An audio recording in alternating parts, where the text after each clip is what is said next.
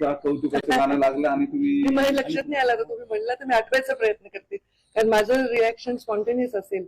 मला नाही आठवत कशामुळे वाटतं आपल्याला जीप चावली असेल. त्याचा व्हिडिओ चाललाय समोर, गाणं चालू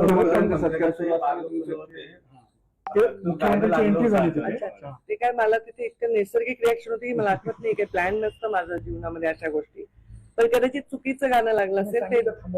हा, ते कदाचित देवाभाऊ गाणं लावायच्या ऐवजी चुकून लागलं असेल, तर त्यामुळे मला नाही आठवत ऍक्च्युली काय झालं. गंगाखेडचे आमदार रत्नाकर गुट्टे यांनी गंभीर आरोप केलेला आहे. धनंजय मुंडे यांचा मर्डर होणार होता आणि भय्यू महाराजांनी त्यांना वाचवलं. मध्य प्रदेशमध्ये धनंजय मुंडे यांचा तेव्हाच खून झाला असता, मात्र भय्यू महाराजांनी त्यांना वाचवलं असा आरोप रत्नाकर गुट्टे यांनी केला.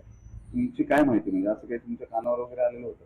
हे पहा, मी तुम्हाला अजून एक सांगते की कोणीही काही बोललं त्याच्यावर मी कधीही टिप्पणी करत नाही. तर तुम्ही पण हे प्रयत्न सोडून द्या. माझी काय माहिती हा प्रश्न विचारलात तर अशा कुठल्याही विभत्स गोष्टीची माहिती माझ्यापर्यंत कधी येत नाही, कारण आम्ही खूप प्रोटेक्टेड जीवन जगलो. आमचे वडील जीवित असेपर्यंत त्यांनी आमच्यावर कुठल्याही अभद्र गोष्टी आमच्या कानावर येऊ दिल्या नाही, आणि ते गेल्यानंतर एक धाक मी निर्माण केला आहे. तर माझ्याकडे कोणीही निगेटिव्ह बोलत नाही. चहाड्या करणं, कुणाविषयी वाईट बोलणं, महिलांच्या विषयी वाईट बोलणं, हे माझ्या कार्यकर्त्यांना पूर्ण माहिती आहे की मला ते आवडत नाही, आणि त्यामुळे माझ्याकडे अशा गोष्टी बोलायचं कारण नाही. मुळात ते विषय कुठल्याही माझ्याशी संबंधित नसल्यामुळे त्याचं उत्तर मी काय देणार आहे?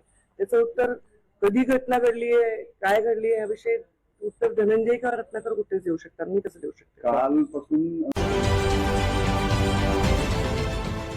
देश विदेशातील प्रत्येक घडामोडींचे लाईव्ह अपडेट मिळवण्यासाठी आता साम टीव्हीच्या सर्व सोशल मीडिया प्लॅटफॉर्मला लाईक, फॉलो आणि सबस्क्राईब करा.